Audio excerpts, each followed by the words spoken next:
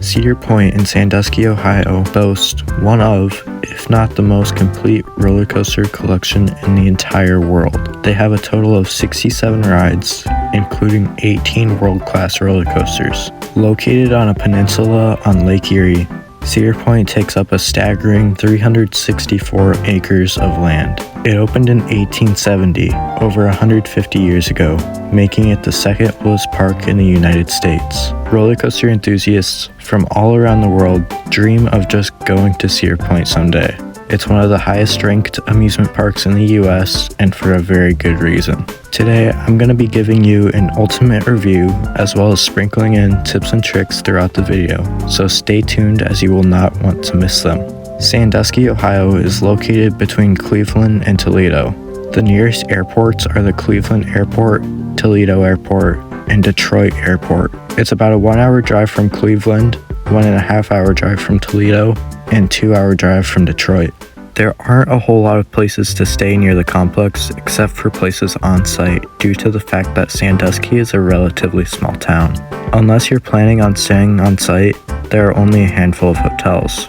Personally, I've never stayed at an on-site hotel, but Hotel Breakers, Express Hotel, Castaway Bay, and Lighthouse Point are all properties owned by Cedar Point. Hotel Breakers is definitely the flagship hotel, but the most pricey. It's the oldest building at Cedar Point, opening all the way back in 1905. You stay right on the beach next to the amusement park and water park and get benefits like early entry, a dedicated park entrance, and stuff like that if you stay there. They also have some pools, hibachi, a Starbucks, and even an ice cream parlor inside the hotel. The Express Hotel is your average budget-friendly hotel. You get early entry into the park, discounted park tickets, free parking, and of course, there's a pool and splash pad.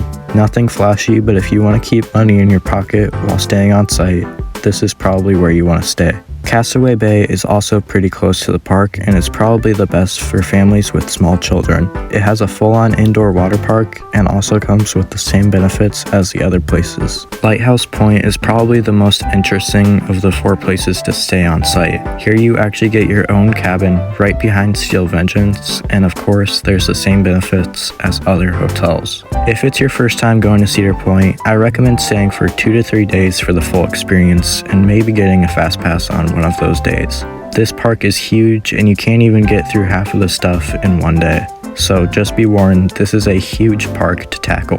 To help with that, I recommend getting to the park around 30 minutes early, and when the park officially opens, you should run back to the back where Steel Vengeance and Maverick are. This is because most people will start their days off at rides near the front. I want to take a second to talk about Fastlane, which is their skip the line system. It's quite bizarre because the base model Fastlane only works on 22 of the rides, which isn't even half of them. Fastlane Plus, on the other hand, lets you bypass the line on major rides like Steel Vengeance, Millennium Force, Maverick, Siren's Curse, Top Thrill 2, and Valraven. So basically every major coaster in the park. If you're staying for 2 or less days, you're kind of forced to get a fast lane if you want to ride everything. The entrance into the park is one of the coolest things ever. You may have heard of the Cedar Point Causeway. This is essentially a long strip of land with a road on top onto the peninsula. The cool part about it is that all the coasters are just sitting there staring you down. You look over and there's just a random 400 plus foot coaster sitting in the middle of the lake. If there's ever a car crash on the causeway, it's probably because a coaster enthusiast looked over and had a heart attack at the wheel or something. Once you get onto the peninsula, you'll be greeted with a parking lot. It's pretty nice. There's not too much to say about it though. We are standing here in the Cedar Point parking lot for a reason. What is that? Well, the reason is we're a huge fan of great parking lots, I believe. Okay, you're a fan of parking lots. I'm a fan of free parking, actually. But once you get through park security, this is where crap gets real. You're immediately greeted with Gatekeeper, a massive B&M wing coaster that flies over the front gate and through those famous keyholes. It's a very surreal experience. The only thing you want to do when you see it is just get in there and get on a coaster. Now let's talk about the main appeal of Cedar Point, the coasters. Cedar Point currently has 18 roller coasters, 2 of which are kiddie coasters. I'm going to run through them all really quick from the front of the park to the back. Raptor is a B&M invert that opened in 1994. It offers an intense and whippy experience with 6 total inversions. Gatekeeper is a B&M wing coaster that opened in 2013 and makes you feel like you're flying while experiencing 6 floaty inversions. Blue Streak is a PTC wooden coaster that opened all the way back in 1964, making it the oldest roller coaster at the point. It delivers vintage thrills and a few pops of airtime. Valraven is a huge B&M dive coaster that opened in 2016 and takes riders down a 214-foot drop at 90 degrees before going through 3 floaty inversions similar to the ones found on Gatekeeper.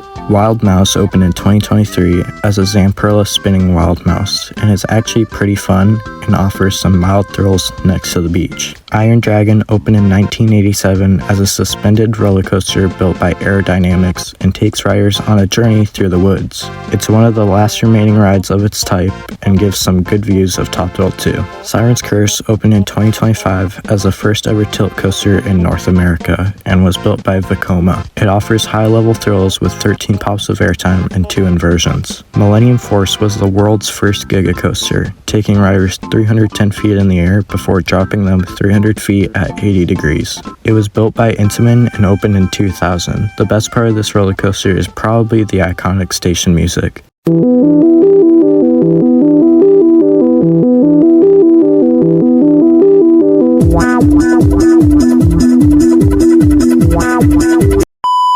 Some kids grew up with Cocomelon. I grew up with Millie Station music. We are not the same. Rougarou is a B&M floorless coaster that opened in 2015 after a renovation where they removed the former stand-up trains and repainted the track and supports. The first half is fun, but the second half throws you around quite a bit. Corkscrew opened in 1976 and was built by Aerodynamics. It was the world's first coaster to go upside down 3 times, but is often criticized for being too rough. Top Thrill 2 opened in 2024 after being reimagined by Zamperla and takes riders on a high-speed journey, reaching the top speed of 120 miles per hour and going 420 feet in the sky, not once, but twice. Alright, it might sound like I've gone through almost every coaster, but there's still 7 left, so I'm gonna speed through these last ones. Magnum XL 200 was the first ever hypercoaster and was built by Aerodynamics. Wilderness Run was the first ever roller coaster built by Intamin and is a nice kiddie coaster. Woodstock Express is a decent kiddie coaster built by Vekoma and opened in 1999. Gemini is a fun aero racing coaster and Mine Ride should be burnt down. Alright, now these last 2 are arguably the best 2 coasters in the park, so I'm going to explain them a little bit more. Maverick opened in 2007 as the world's first Blitz coaster and was built by Intamin. This ride is often praised for its tight, low to the ground, intense, and whippy experience. While only being 105 feet tall, it's probably the most intense coaster at the park and one of the most intense coasters in the entire world. Steel Vengeance opened in 2018 after being reimagined by Rocky Mountain Construction. It used to be known as Mean Streak, which was a giant wooden coaster and was one of the worst roller coasters at Cedar Point. RMC then came through, worked their magic, and now it's been known as the best roller coaster for the past 8 years. Wow, that is a lot of coasters. Not only that, but they're all world-class coasters. If you've ever wondered why Cedar Point is glazed by the community, that's why. Cedar Point also has their fair share of flat rides with 16 thrill rides. It's definitely something Cedar Point could improve on, but we'll talk about that more in a little bit. They currently have rides such as an SNS Scream and Swing called Skyhawk, a Huss Frisbee called Max Air, and an SNS combo tower called Power Tower. There's also a few other cookie cutter flat rides scattered around the park, but those are the main high thrill attractions. Cedar Point, like all other parks, has multiple sections like the main midway, the boardwalk, $1 Million Midway, Gemini Midway, and Frontier Town. The standout section that I want to talk about for a second is Frontier Town. Frontier Town is home to probably the world's best 1-2 punch. If you didn't know, a 1-2 punch are the top 2 coasters at a certain park. In this case, it's Maverick and Steel Vengeance. Even if you don't think Maverick is the second best, you could put Top Thrill 2 or something in its place and it would still be one heck of a punch. Heck, you could get rid of Steel Vengeance and do Top Thrill 2 and Maverick or something and it would still be great. We all know Maverick and Steve are the Cedar Point MVPs though. Frontier Town also has the most theming to it, which is barely theming. For Cedar Point, it's pretty good, but this is about all you get for theming. They also have 3 different run-of-the-mill Kiddielands. 2 of them are near the front, which are Kiddie Kingdom and Planet Snoopy, and then near the back of the park, near Gemini, is Camp Snoopy. Camp Snoopy is definitely the best of the 3. It has 2 different kiddie coasters and some other Snoopy-themed kid rides. Kiddie Kingdom is surprisingly outdated for a park so popular, and is probably the worst of the 3. Now I want to talk about the food. Cedar Point has over 30 places to eat, and it just slaps. There's too many places to name them all, but I'll name my personal favorites and the most popular ones right now. Hugo's Italian Kitchen is right at the front of the park near Skyride Station on the left side of the midway. They offer great pizza, pasta, breadsticks, and some other things. They always have good food and are a go-to for my family. Farther ahead at the end of the midway is Coaster's Diner, which is a 50s Americana themed restaurant that serves food like cheeseburgers, french fries, chicken sandwiches, and of course, chicken tenders. On Frontier Trail, past Millennium Force's entrance is Panda Express, which I don't think I really have to explain. They always have good food and I enjoy sitting down and eating while watching Millie fly by every few seconds. My personal favorite place to eat at Cedar Point is Backbeat Q, which is on the Gemini Midway next to Magnum. They serve excellent barbecued foods like burnt ends, brisket, chicken tenders, french fries, and they also have the best mac and cheese I've ever tasted. And last but certainly not least is Miss Keith's Smokehouse. This place smacks. To put it simply, it's like a more expensive Chipotle, and it is just so darn good. They absolutely fill your bowl up, and there's no shortage of protein when you go there. It's also worth mentioning that Cedar Point has a great water park called Cedar Point Shores. They have a pretty good lineup of water slides and some other things like lazy rivers, a wave pool, and some other fun things. I've been there a few times, and it's actually really cool because you're basically right next to Magnum. Cedar Point also has a great collection of shows every year. There's really something for everyone. Country, rock and roll, hip-hop, kid shows, and even parades. The shows are always great, and they're one of my family's favorite parts of the park. They also have phenomenal shows during Halloween, which is my favorite time of the year at the point. These shows tend to lean more towards metal and rock and roll, which I absolutely love. They also have some nice haunted houses, which are unfortunately upcharge attractions now. They started making people pay to do the houses in 2025, which is really sad, but I get it because Six Flags is like $1 billion in debt or something right now. Besides the haunted houses and shows, they also have some nice theming around the park and overall just an amazing vibe. Once it gets dark out there on the lake, the park just transforms both during summer and Halloween. Since the park is open till midnight during Halloween, you can also get some great night rides, which is one of my favorite parts about it.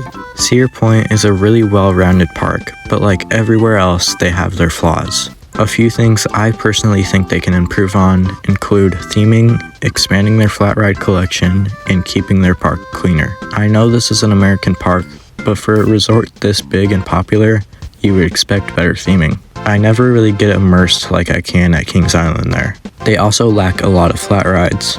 I think if they can get some new Zamperla flat rides or something over the next few years, it would be really nice. They could also use a new family coaster. Maybe something like Big Bear Mountain at Dollywood could go on Millennium Island where Forbidden Frontier once was. I absolutely love this park, however, and it is a staple of Ohio. Ask any Ohioan if they've been to Cedar Point and they would probably say yes.